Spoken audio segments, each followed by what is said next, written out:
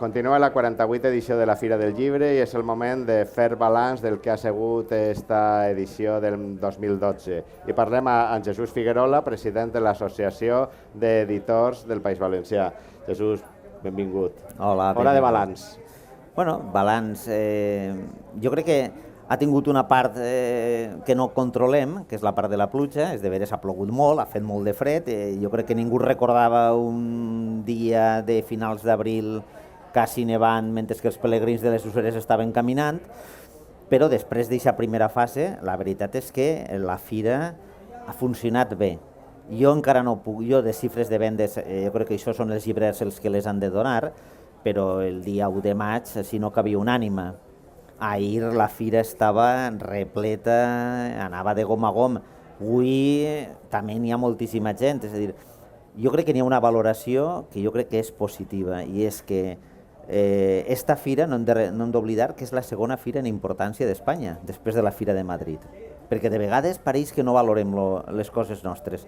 És la segona fira en importància i passa moltíssima gent. Jo crec que hem de fer una valoració positiva en la que està caiguent en este país, perquè vol dir que la gent sí que vol llibres i la gent ve a la fira. El que sí que és evident és que la Fira del Llibre de València és el gran aparador del llibre valencià i el gran aparador dels editors valencians. Això per suposat, és a dir, si ens passegem per la fira en aquests moments, veurem, a més de que n'hi ha una gran carpa dels editors valencians, i ojo, els editors valencians estem parlant d'un sector que n'hi ha més de 60 editorials, que publicaren l'any passat més de 2.000 llibres entre valencià i castellà, és a dir, no estem parlant de 4 editorialetes, estem parlant d'un sector potent, però és que a més de la gran carpa dels editors, és que en les llibreries els editors tenen acords en les diferents llibreries i així n'hi ha una vintena o una trentena de les editorials que estan presentant els seus llibres.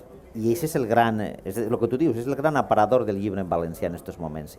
I la festa del llibre, perquè no sols estan els llibres, estan les casetes, estan els llibreters, estan els editors, però també està la festa que envolta el llibre, clar, que fa un esdeveniment a les agendes dels valencians. Clar, és que això que es diu, la Fira del Llibre, que és que hi hagin molts llibres, dius, sí, la Fira del Llibre és que hi hagin molts llibres, però la Fira del Llibre és tot el que comporta d'activitats. Jo ara, mentre que estàvem en l'anterior entrevista, estava mirant-me el programa de la Fira del Llibre. I el programa de la Fira del Llibre és que crec que n'hi ha més d'un centenar, que es diu Pronte, més d'un centenar de presentacions, de contacontes, de lectures poètiques, de debats i discussions voltant de les llibres, els il·lustradors que estan presentant les seues propostes gràfiques. Vull dir, és un espai absolutament fabulós.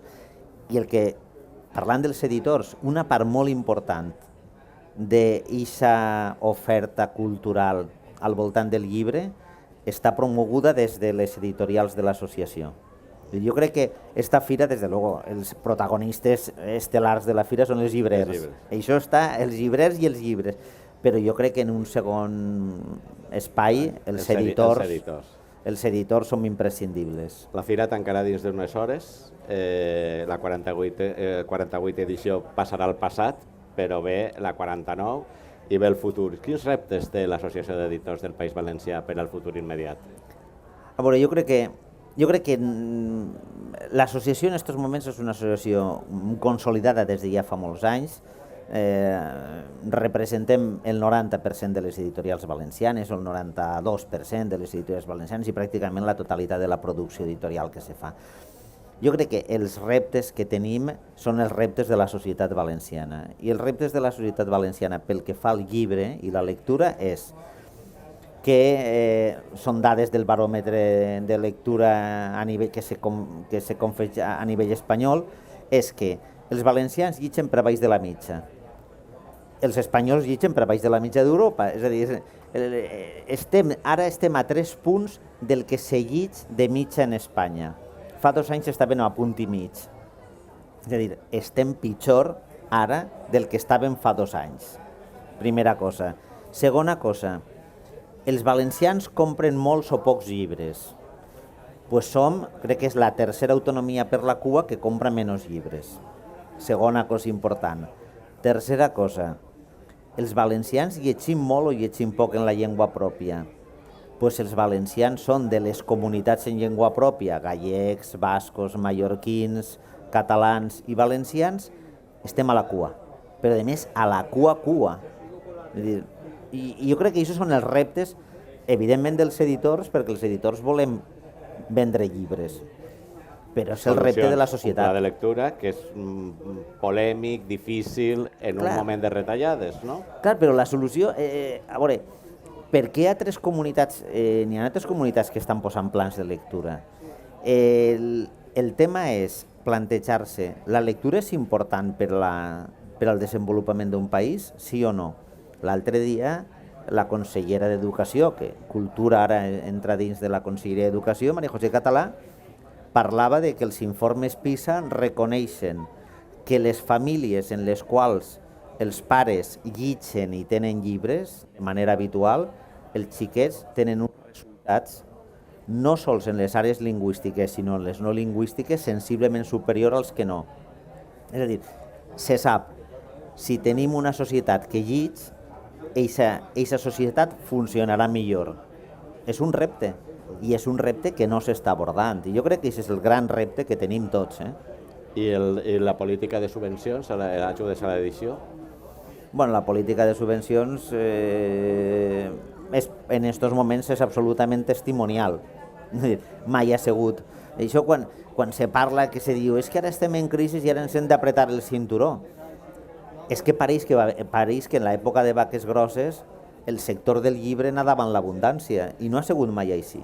El sector del llibre mai no ha nadat en l'abundància. El que és de deberes és que ara, en l'època esta de crisi, els retalls sobre retalls fan que en aquests moments sí que n'hi ha ajudes, sí que n'hi ha ajudes, i millor que les hi hagi que no, però que són realment simbòliques. La pirateria és un altre dels reptes. Clar, la lluita contra la pirateria. La pirateria en aquests moments no... A veure, la gent està deixant de comprar llibre en paper perquè s'ha passat al llibre digital? Un percentatge molt baix. Això és de deberes. Segona cosa,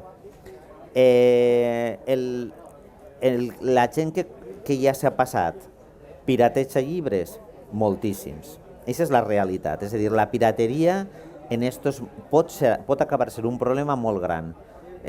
Xifres de l'any, crec que en 2011, se compraren 200.000 lectors electrònics i van haver 140.000 descàrregues legals de llibres. És a dir, va haver gent que comprà el lector i no va fer ni una sola descàrrega legal. Clar, davant d'això, què se pot fer?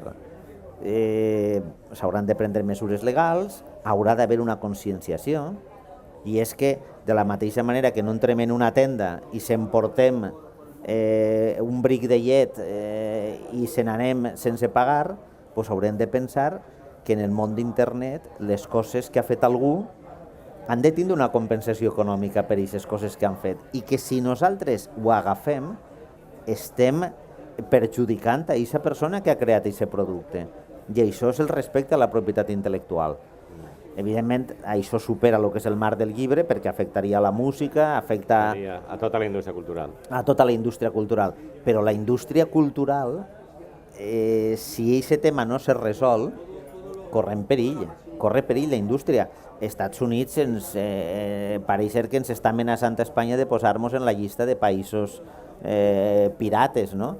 Bueno, alguna cosa tocarà fer, però això sí que és una cosa que s'ha de fer des del marc legal i des del marc de la conscienciació de la societat.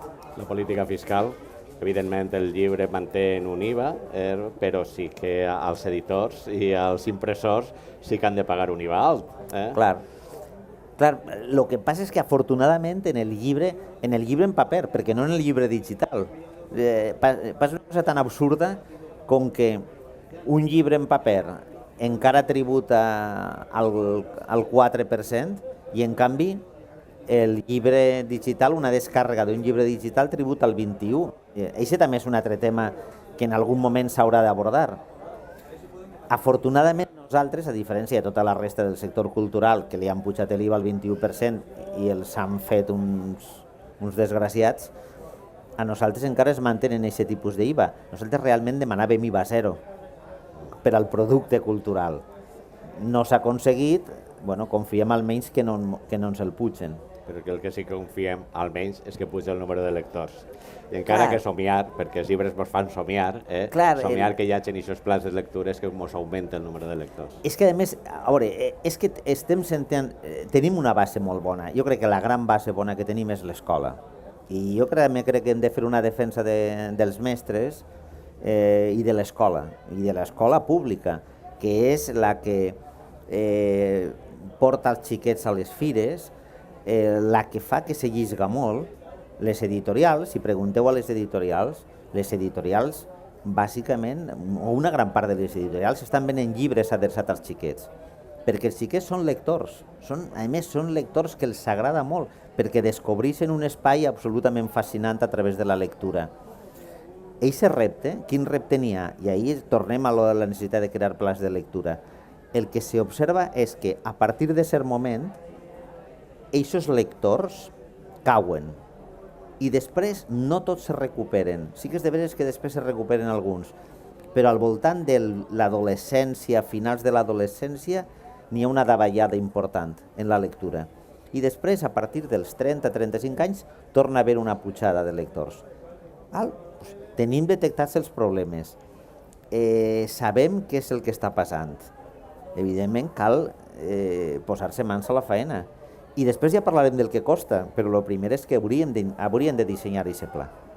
Mentre esperem en aquest disseny i esperem que hi hagi aquest intent cordial i aquest intent de treball entre tots els actors que estan dins del món del llibre, gràcies per haver compartit aquests minuts amb nosaltres i sobretot visca el llibre i visca el llibre valencià. Clar que sí, visca el llibre valencià.